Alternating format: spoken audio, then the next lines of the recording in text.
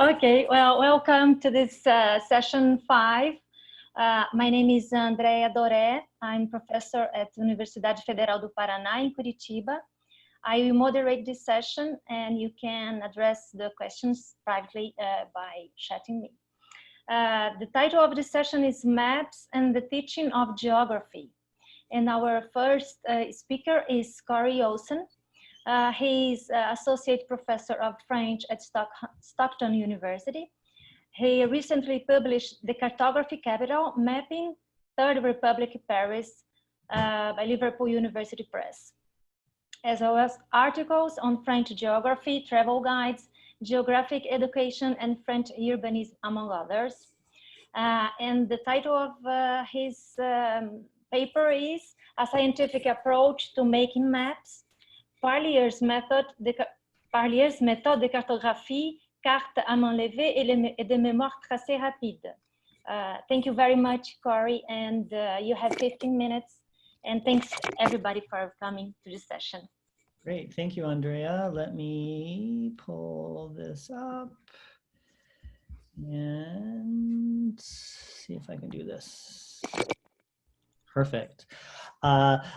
So French geography at the beginning of the Third Republic had reached a low point. Many officials discovered that the nation's 1871 loss to Germany happened in part due to an inability for both soldiers and officers to read maps on the battlefield. Their Prussian counterparts, on the other hand, had seen and interacted with maps for decades. To rectify this inadequacy, French politicians hoped to move the nation away from its philosophical-based approach to learning and add more science. Geographers, such as Vidal de la Blache, one of the subject's champions, agreed. He pushed to include the subject in the national curriculum and published a series of wall maps that appeared in schools around the country. As a result of the efforts of Vidal and others, by the end of the 19th century, the French began to view and interact with maps of continents, countries, and regions on a daily basis. However, one challenge facing the French, the lack of ability of its citizens to draw maps. Pre-1800s, until printing and engraving became widespread, cartography was considered an accepted genteel pastime in many European societies. By the 19th century, however, it often fell to engineers and the military to create and publish maps.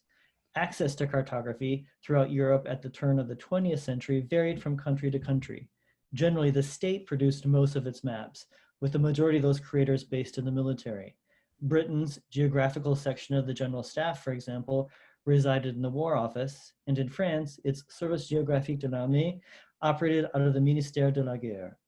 Although agencies such as these produced considerable cartographic material, much of it remained unseen by the public at large.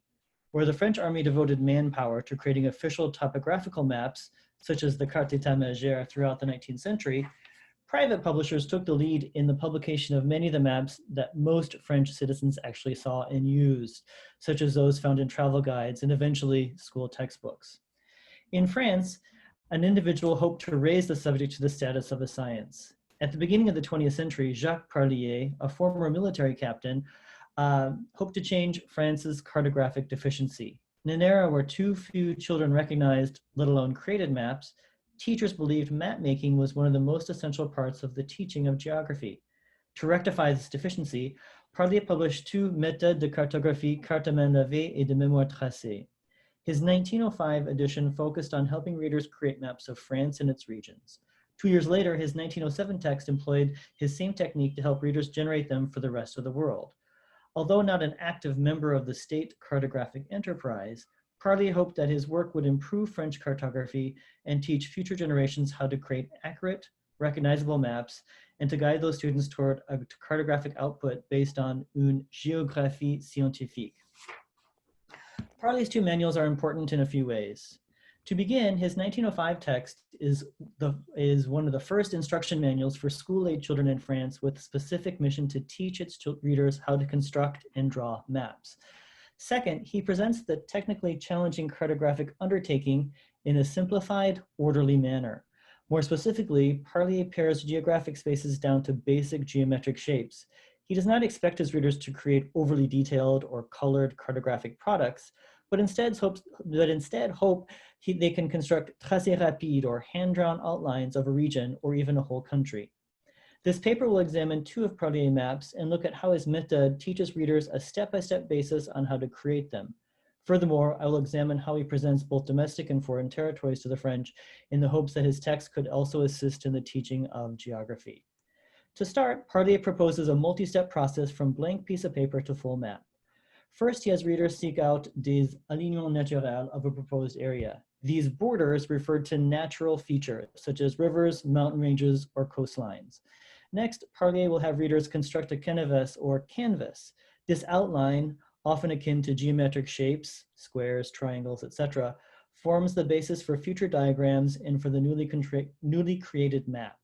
Furthermore, Kory, excuse me, just a question. I'm not, are you showing your slide? Because we are not seeing. See a blank screen. Oh, it is. Bring your slide to the front. Let me stop and try it again. Excuse me, yeah. Can you see it now? No? You're not sharing the screen. Whoops, let me go share screen. Now your screen. Yeah, now it's, yeah. Okay, so can you put it on presenter view? Yeah. In slideshow format, please. Can you, it says sharing is paused. Bring your window to the front. No, don't do that. Okay. You can't see anything right now? We see this, we see one slide, but we see the list of slides on the left. It's not in presenter view. That's so weird. Kory, you have to go into presentation mode down as if you were presenting on a slide screen. Okay, so that's what, can you see now? Because on my screen, that's what it's showing. Is it not showing on yours? It's not. No. Turn off and restart again. How about? Or just continue and. Let me try one more time. It's the first time that it happens. Of course. It's okay. It says I'm screen sharing, but do you just see the slides? Yeah, now you can see, we can see 1905. Des éléments naturels. But we don't see an image. Oh, the image hasn't showed up yet. Do you see construction to canvas? Okay. Okay. Thank you. Let's see. So he has constructed canvas or canvas. This outline, often akin to geometric shapes, square, triangle, etc., forms the basis for future diagrams and for the newly created map. Furthermore, Parlier includes a ligne unité, a base unit of measure with all his canvases. To map all of France, do people see the map? Yes, okay. To map all of France, Parlier identifies 4 main points, A, B, C, and D over the national territory, with A representing Nantes, B, the source of the river Seine, D, the village of Saint-Jean-de-Pied-de-Port, or the border with Spain, and C being the entry point of the Rhone River into the Mediterranean. These 4 natural points not only create a canvas for a good portion of the country, but the square shape serves as a foundation for the remaining regional maps in the text. To draw a map of Brittany, for example, Parlier directs readers to start with points A and B. From there, amateur cartographers should place E at Cap Corsin, the northwest point of Brittany, A for Mont Saint-Michel, and G for Cap Grinet. For Parlier's 3rd step, he asks readers to complete a dessin de croquis. This is the main sketch. Here, readers take their basic outline and apply geometric formulas to complete the map. Parlier cautions that there's no need for much precision yet. He only wants readers to produce relative exactness at this point. Finally, Parlier's method has readers complete the figuration du relief. At this step, readers fill in the terrain, add labels, employ elevation lines, and provide the finishing touches of the map. After presenting his 4 initial steps, Parlier includes a page of opérations graphiques essentielles. These essential drawing techniques employ a geometric vocabulary and equations. Parlier uses terms such as proportions, parallelisms, and perpendicular, and invites readers to look for lettered points, to find the location of a halfway, 1/3, or 1/4 points. Second, he provides examples of parallel lines and how to join 2 perpendicular ones. Finally, his directions explain various ponts or gradients. These operations provide a more mathematical approach to map making. His reliance on geometry stands out as a departure for a craft that had focused more on art and drawing in the past. For these operations to be successful, Parlier relies on a reader's ability to understand compound mathematical concepts. As discussed earlier, geography remained relatively absent in the French educational system, but both math and geometry, on the other hand, occupied more prominent roles. The creation of the École Polytechnique in 1794, followed by Napoleon's establishment of the lycée, or high school system, in 1802, put additional emphasis on the teaching of science and math. Although schools such as these helped form France's educated elite, the clear majority of the nation's population lacked any significant exposure to the sciences, let alone geography. However, early textbooks such as the 1812 Manual d'arithmétique décimale and Toussaint's 1814 Traité de géométrie, which was published as late as 1902, introduced mathematics and geometry to millions of school children. Eventually, access to knowledge improved as well. Jules Ferry's 1880 laws rendered the nation's education system obligatory, free, and secular. So when the Third Republic promoted geography and then the subsequent introduction of maps via textbooks and wall maps, more children saw and understood them. With his 4 steps established, Parlier's textbook breaks down the nation into regions. This division not only renders map making easier, as they created smaller, easier to draw maps, but also acknowledges French Republican geographers such as Vidal, who favored physical regions over historical ones. In addition to a France Générale map, students will find one for the Jura mountain region, the Massif Central, and the Pyrenees. One additional activity in his text includes instructions for creating an Entre Seine et Rhin map. Parlier's title here first recognizes the natural edges or contours of the territory in northeastern France between the Seine and the Rhine rivers. Parlier also provides a ligne unité, the base unit of measure. In this case, it follows the Seine River as it links Paris, which is point P, to the source of the river, which is point B. Just to the east of this baseline, a reader should add F, add to a visual line heading straight northwards towards Point Gris, which also forms the border of Brittany. To the east of Paris and equidistant from F, readers place S for Strasbourg, which they will draw a parallel line north to mark M, Mayence or Mainz, Germany. Finally, Namur, which is the lowercase n, Belgium, serves as a starting point for the northward leading line to Holland, which is H here. Once the canvas is established, Parlier helps the reader finish the sketching stage for his entire Entre Seine et Rhin map. His diagram 4 includes a mental line from capital B to lower B, then a jaunt at 1/12 incline. Next line, MSB, forms the portion of the former Eastern French border at a slight angle. From N, Namur, draw a line that parallels GH, and you can see GH, which is the English channel there, La Manche. Finally, place letter E at 2/3 distance will complete the croquis. Parlier's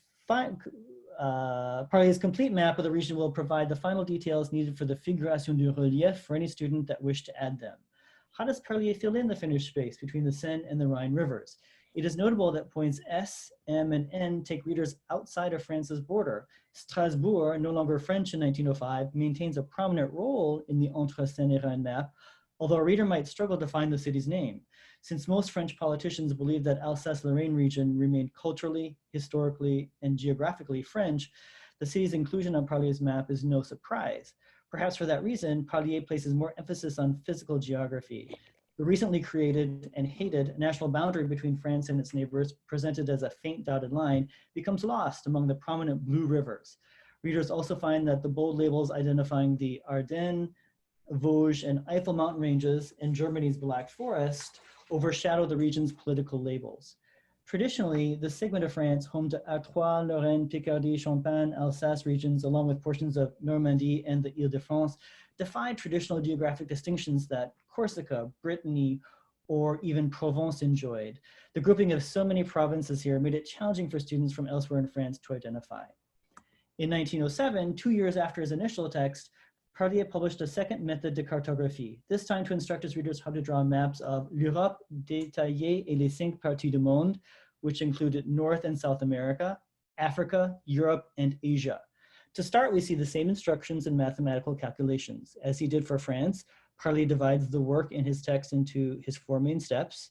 In his second manual, however, Parlier includes additional support for the teaching of cartography. His L'enseignement par la carte section provides guidance to instructors on how to present the subject in the classroom. Next, Division du Travail calls for a simplification des lignes, which Parlier deems essential when drawing outlines of much larger, complex continents such as Asia, and a construction du croquis. This last component includes instructions how to draw these outlines plus a usage du tableau noir. For a text designed to teach cartography, Parlier deemed the classroom blackboard essential. When compared to a published wall map, hand-drawn ones in front of students provide a teacher with flexibility and enable them to identify or emphasize a particular cartographic spot. In his first text, Parlier defined French regions by their physical limits or characteristics, river basins or mountain regions. Continents, on the other hand, are not as easy to divide and demarcate. Looking at Planche 3, Africa, a territory that should be familiar to French readers as the nation had occupied large sections of it starting from the 1830s, Parlier identifies its ligne naturelle by the surrounding oceans and seas. To create his canvas— Sorry, you have 2 more minutes, okay? That's okay.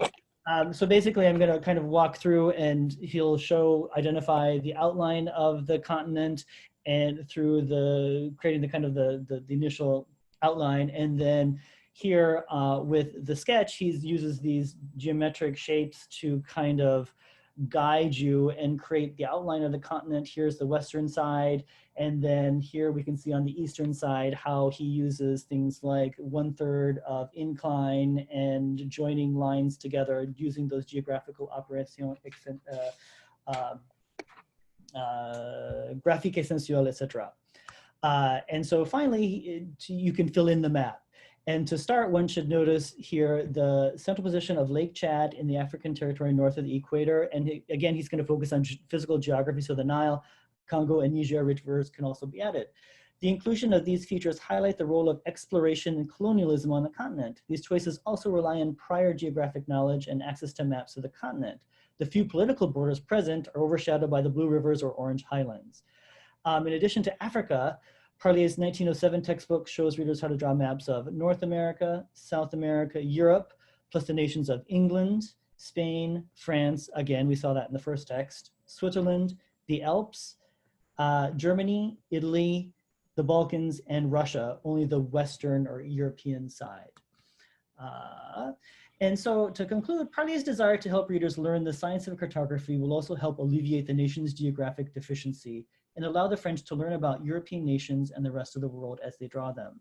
Although Italy, Switzerland, Russia, and Asia provide unique challenges when trying to use geometry to create outlines, his scientific method provides a solid base from which, with practice, anyone can become an amateur map maker and eventually draw one from memory.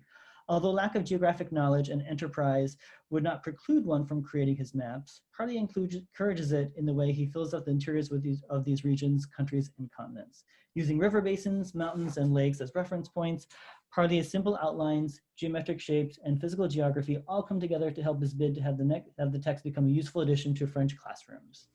Thank you very much. Sorry for all the problems. No, it's okay. Thank you very much for your paper. And now I will introduce Carla Lois. She is a researcher at CONICET, Argentina, and full professor at the University of Buenos Aires. Also director-in-chief of the series BRP, Map History Brill, that she presented yesterday, and co-editor of Volume 5 in the History of Cartography project. She coordinates the History and Epistemology Group of Cartographies and Technical Images at the University of Buenos Aires. Among her books, we have Mapas para la Nación, Episodios de la Historia de la Cartografía Argentina, y Terra Incógnita, Formas de Pensar y Mapear las Geografías Desconocidas. Carla Lois will present her paper entitled Teaching and Learning Geography by Drawing Maps, Instructions and Exercises for Teachers and Students in the late 19th and mid-20th century school texts. Thanks very much, Carla. 15 minutes, okay? Thank you. Okay. Thank you, Andrea. Oh. Can you see the PowerPoint? Not yet. No.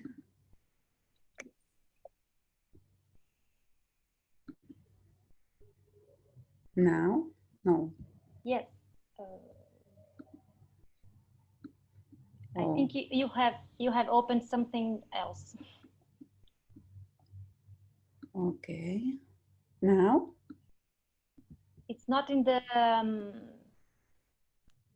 Yes. No. It's okay. Yeah. Okay. Thank you, Andrea. good morning, good afternoon. It depends on where you are. It's nice to come after Kory because there are many points in common.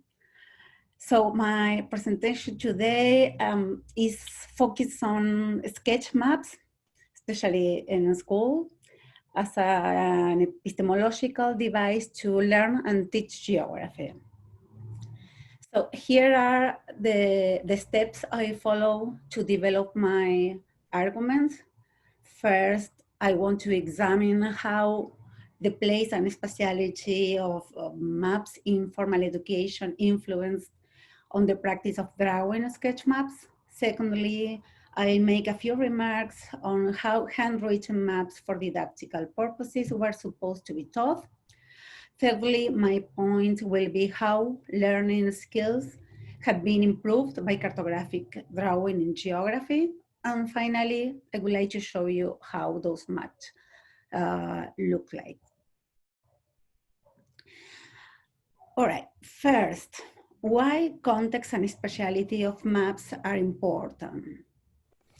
To say it shortly, basically because drawing maps is a practice that requires a map of reference, a map to copy or imitate. So where is that map, its placement, may affect the way in which students perceive and learn maps to internalize them as a prototype for sketching their own maps. So not surprisingly, one of the debates on drawing maps as pedagogical method was centering on the usefulness or, on the contrary, the obstacles of relying on models to copy. A journal for teachers published by the National Ministry of Education in Argentina suggested that it was convenient that students should make those designs by heart or for imagination without a model at hand. Or if a model, it must be not a very detailed map, but a simplified sketch. Models used to be wall maps, as we can see here in this engraving, or also in this photo, where the students, girls, in fact, are drawing on the floor that map of South America hanging on the wall. A different kind of models appeared in school books. Here in this French Atlas for Children, on the right page, there is a simplified outline expected to be filled in with as much information as possible, information actually taken from the colored map on the left page. As far as the second point of my presentation concerning the instructions to teach how to sketch maps, here, rather than going in depth on the instructions, I want to emphasize the nature of such instructions. Here, the highlighted phrase by Elisa Morton is a perfect synthesis of the goal of these kind of tasks.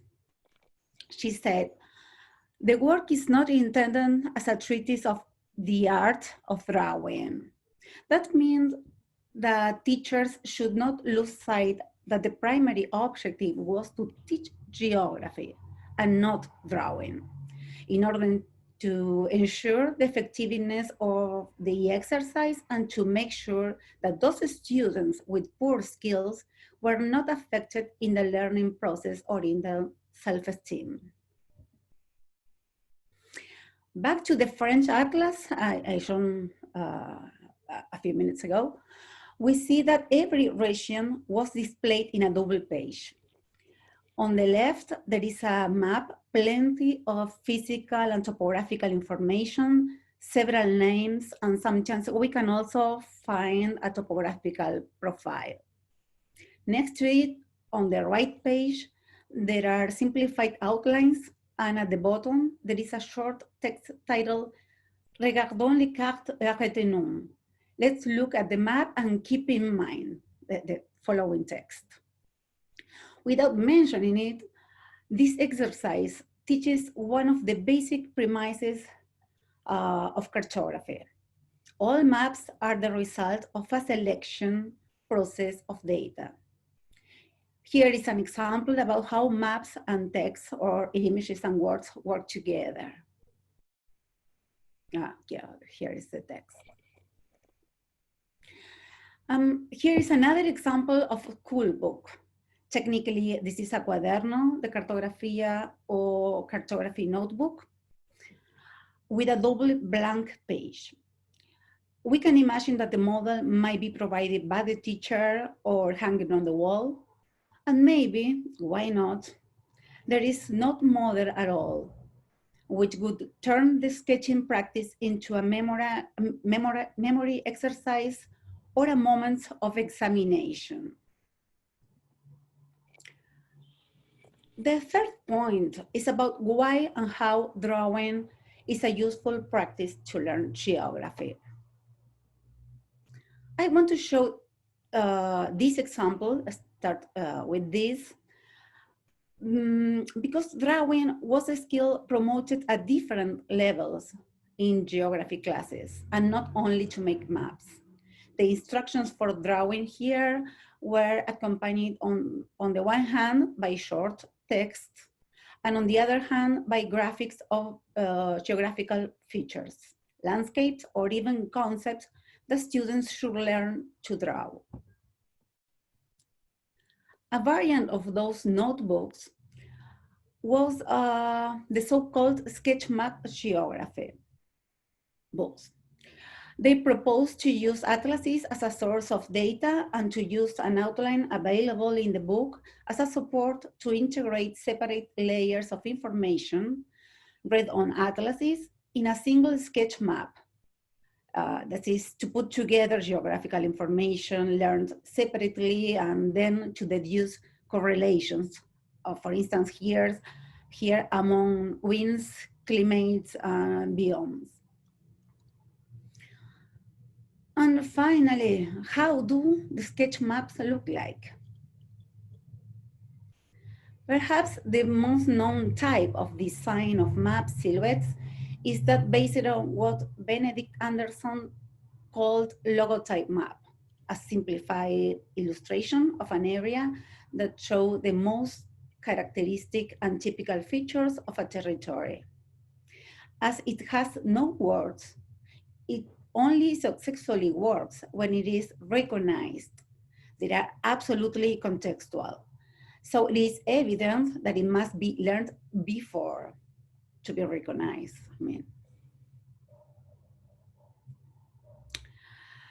Drawing a logotype is not possible because of this style of contextual type of images. It's not possible due only to the exposure to wall maps and other similar map in school text, although of course that certainly helps.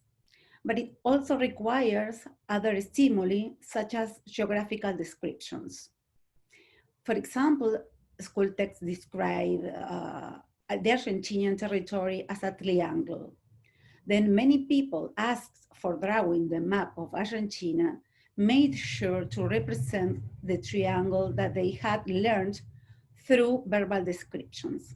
So here another example about how words and images feed each other. And also here, the French hexagon is another famous case to show how simplified outlines are graphic forms that expresses geographical discourses, which induces such kind of silhouettes. And well, my last reflection.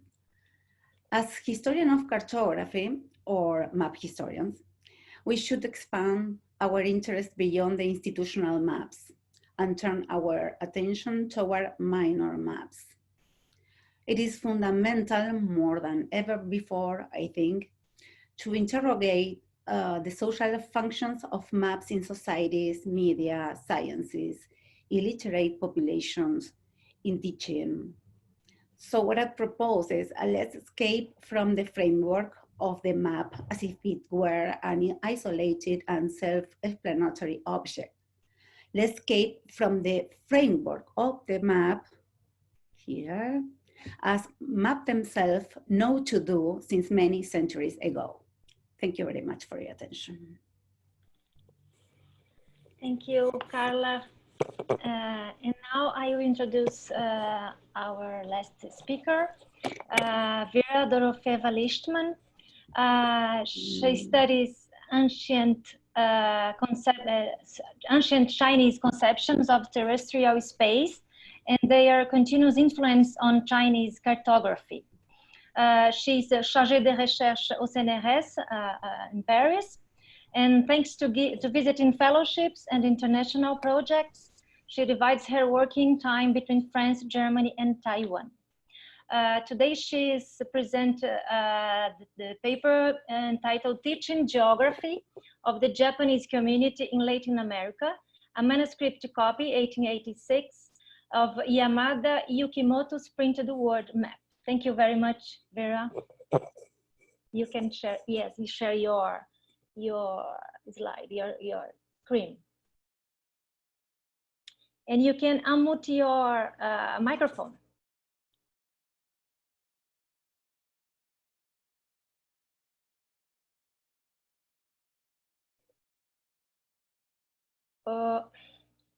In the left button of your screen, you can unmute your microphone. Yes. I trained the screen sharing and now I cannot do it. It was very easy during the training, but then I do not see how to do it. Our secretary can help. No, we're seeing you, your screen share. It's okay, you just have to open your archive, but the screen of your computer is on for everybody. Yes. I click on this and you need to open your PowerPoint. yes, all right, because it was a bit different during the training, so.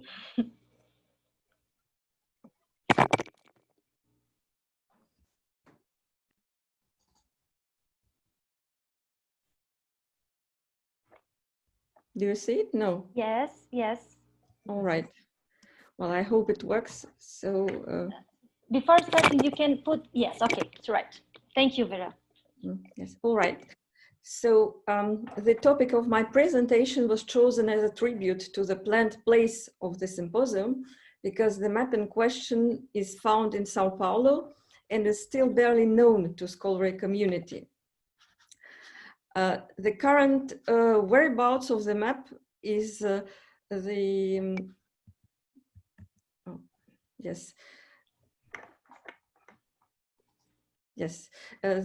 current whereabouts of the map is the Institute of Brazilian Studies. It is a manuscript Japanese world map dated to 1886. And the map belongs to a series of late modern Japanese maps which follow the Western cartographic framework. As with many of these maps, it consists of two hemispheres, but is distinguished by a striking imbalance between them. The focus is put on the hemisphere showing the New World. So let us take a brief look on the map. I define it as the image as a faded, owl-looking and blurred old world vis-a-vis a bright and sharp new world. The disposition of the hemispheres, Europe, Asia, and Africa to the left, and America to the right, follows the order accepted in East Asian cartography beginning from Matteo Ricci, because it places the East Asia above the central part of the map. So my hypothesis is that the map might have been drawn in Latin America by Japanese immigrants or descendants. And if this hypothesis is confirmed, the map would be absolutely unique among numerous typologically similar specimens. And in this case, the map provides an evidence of complex, decentered ways of transmission and fusion of cartographic knowledge and of constraints of specific purposes of map making. A few words about the non-trivial context of the map's acquisition, the information which may be known to everyone from Brazil, but not to the others participants. So in quotation mark is the official title of the collection, as it's proposed now by the Institute of Brazilian Studies, a bit complicated, collection ceded to the Institute of Brazilian Studies, Banco Santos collection. And the collection received its conventional name after the Banco Santos, and its very existence, as well as the bank's swift rise and drastic fall, to the controversial founder and ex-president of the bank, Edmar Cid Ferreira. An economist by education, he generally supported at the peak of his career cultural events, even though he ended up prosecuted for the bank fraud and was sentenced to 21 years in prison. So like this, the collection went to the Institute of Brazilian Studies. His Cid collection, at this time it was named after him, was exhibited in Sao Paulo in 2002. There was an excellent catalog published, now a bibliographical rarity, but you can download it fortunately. But the map in question is not included. Now, since 2006, the collection is in the custody of the Institute of Brazilian Studies. You can look up the majority of its items on the digital library of historical maps, but again, our map is not included. And the transfer of maps to the Institute of Brazilian Studies did not occur without some losses. Several items disappeared, but now it includes about 300 items dating from the 16th through the 19th century. The core are maps of Brazil and Latin America. There are some quite precious nautical charts, a series of printed European mural maps. And so you can see that our map is a stray item. So what's the problem? The odds of being a stray item and of not being collected in a scholarly framework. As of 2008, the map was catalogued as Chinese Map of America, untitled, no date, no author. The error is, however, very significant. It shows the reason of its being collected, only for the sake of showing the Americas. One somehow even overlooked that the fact that there was a second hemisphere there. And the map turned out to be a Japanese world map, dated up to a month, signed by its author, and each hemisphere has a title. Now, why I am the first person to investigate the map, not being a specialist in Japanese cartography, I studied Chinese maps, because of the initial erroneous attribution of a Chinese map, and that because I happened to stay in Sao Paulo from time to time since about 10 years ago, and already established contacts with some scholars in the Institute of Brazilian Studies, especially with Iris Cantor, participant of this workshop, and who introduced me to Rogerio Bayer, who many of you know. And they asked me to look at the Chinese map. So, and I have to do a lot of acknowledgements to my colleagues, Japanologists. Two of them some of you know from the international conferences, who generously advised me, otherwise I couldn't have made any initial description of it. Now let us take a look at the map so you can see that it includes a lot of accompanying text, a very usual thing in East European cartography. The author and the date of the map is in the lower left corner of the map, and the title of each hemisphere and also legends are at the lower right corner. Now, how materially the map looks like. So the hemispheres are separately framed. You can see that the frames are quite large. It's 1.65 meters to 1.35 meters. The map sheet, if you take the frame, because there is a decorative frame, it's about 1.22 meters to 80 to 95 centimeters, and the map proper is its diameter. It's about 85 centimeters. The support is paper, technique is manuscript, and colors are ink, aquarelle, and on this Americas, ink, aquarelle, and gouache. And you can immediately see that the colors applied very unevenly without any skill. At the same time, the handwriting, on the contrary, is very good, and even with a distinctive style, which means quite a high level. Now, if we take the titles, you can see the titles are map of 3 continents: Asia, Europe, Africa, a map of the great continent of Southern and Northern Americas. And it's interesting the importance of the viewpoint. Since one looks from Asia, Asia comes first. And since in China, south is the main, the determining cardinal orientation, one starts from the south. And you can immediately see the inconsistency in the legends. So now the author's name.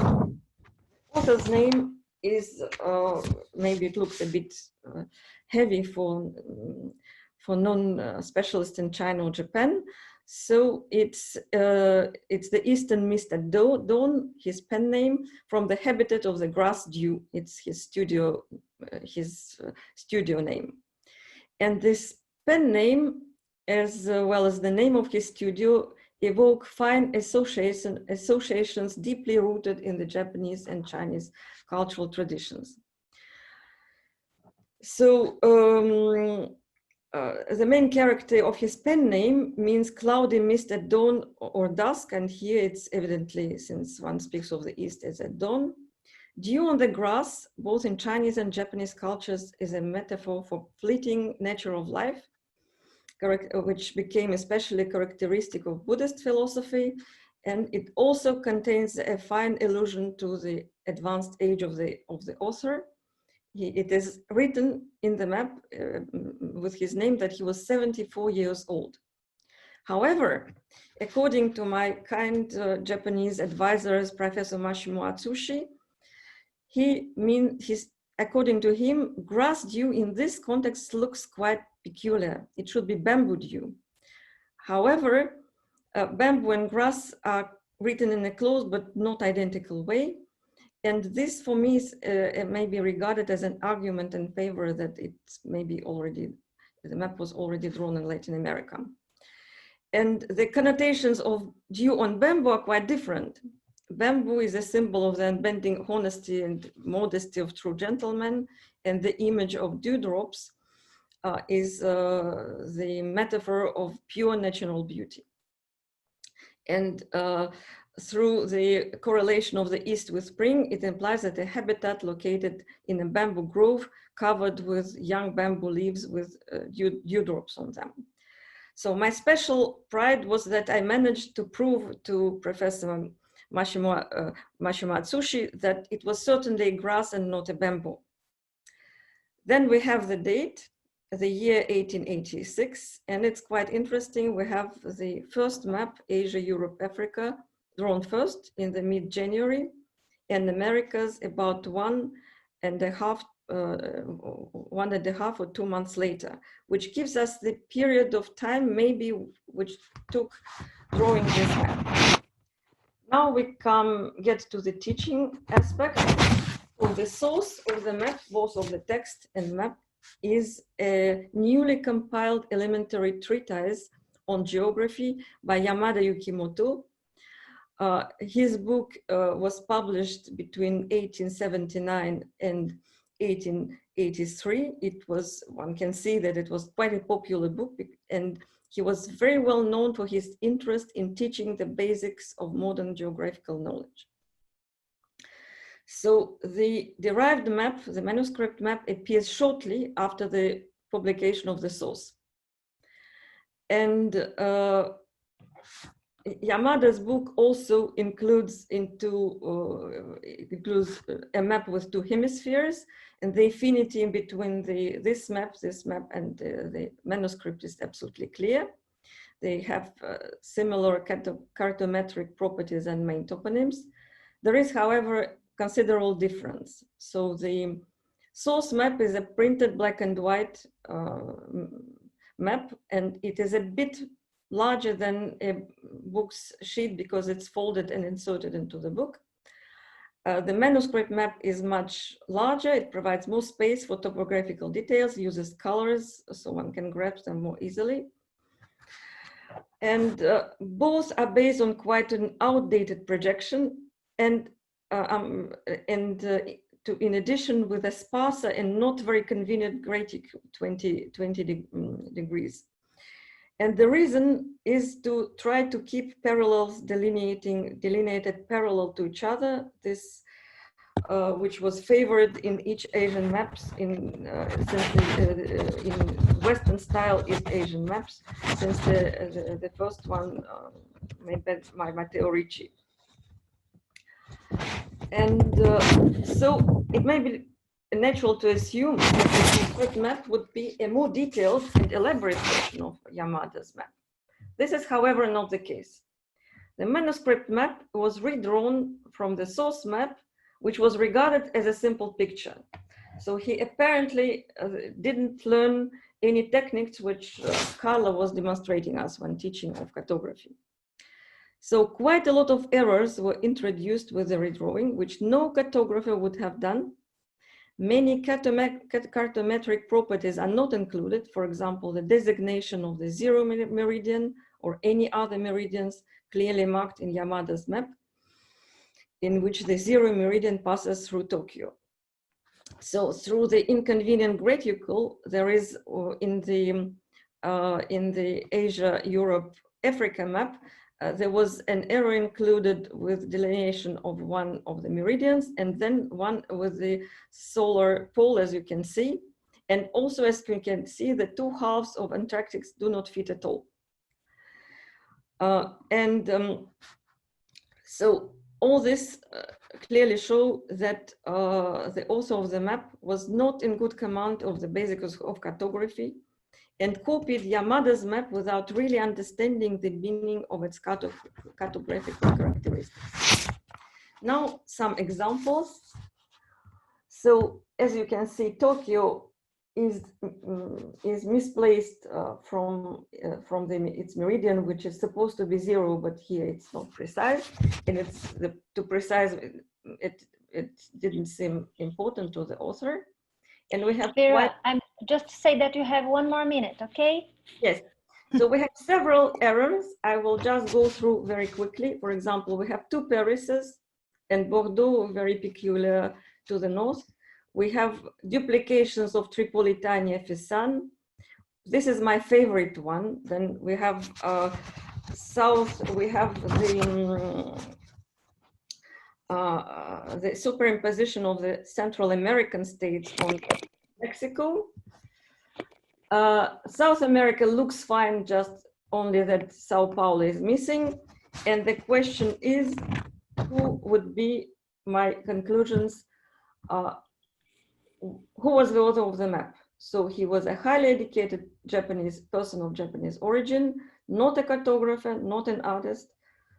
The map was not a very good quality, not as a map and not as a piece of art. So what was the purpose? What was the audience? So my guess is that it was meant for, it was drawn by a best person who could do it in the milieu, and was aimed at for education purposes in the milieu.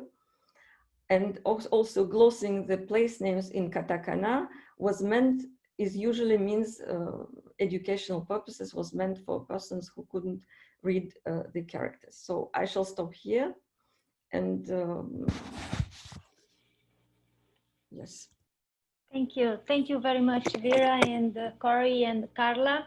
And we have 3 questions here. We don't have, I think we have 7 minutes before the next session, but we can use these 7 minutes. The first question is for Kory from Zepsigo.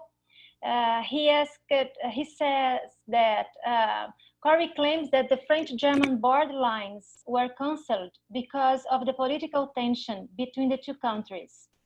The African borderlines, on the other hand, were cancelled because of colonialism.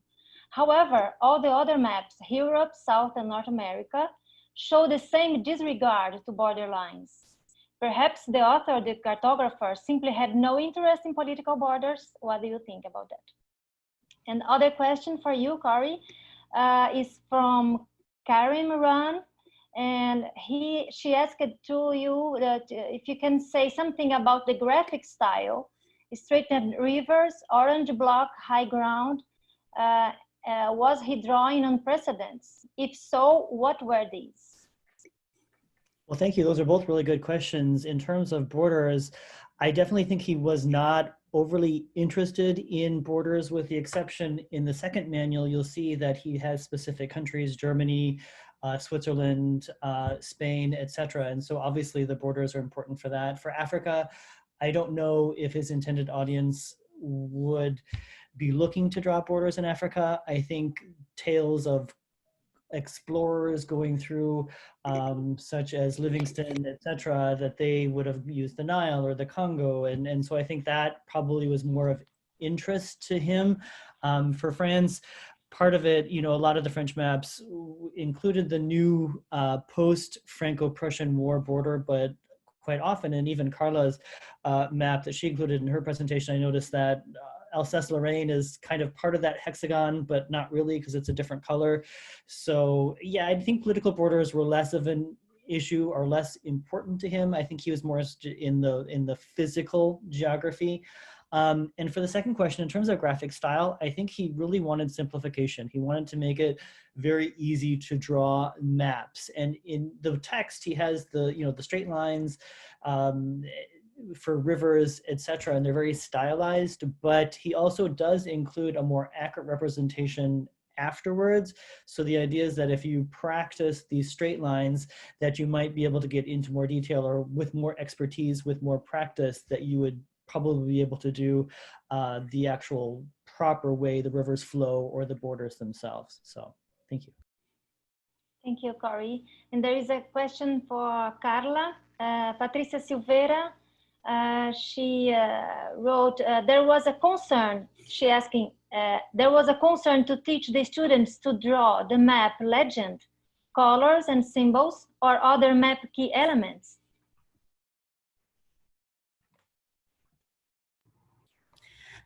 Well, that's a very interesting question, because it is, those kind of things are related to drawing maps, but that became later. You know, in the same atlas, at the end, used to appear those kind of standard legends to include to the maps. But the most important thing in those drawings was topography. That is why it was important to have a model to copy. But in the first years at school, they had to learn the shape of the territory. That was especially in the first 4 years at school. Cartography, or actually geography, started to be taught in 4th degree when children are 9 years, 8 or 9 years, more or less. Yeah. Okay. If you have 2 minutes, I have a question to Vera. Do you have some information about the repercussion of this map between the Japanese community? No, nothing, absolutely nothing. So there is no, we couldn't trace anything about the person anywhere. So, and no, I couldn't trace any possible knowledge about this map to anyone. Okay, well, thank you very much. Thank you again, Kory and Carla and Vera, for this very interesting papers. And well, we have now the meeting, ISHMap general meeting. And well, see you soon in this session or in the 7th and the next one. Thank you. Okay, thank you very much.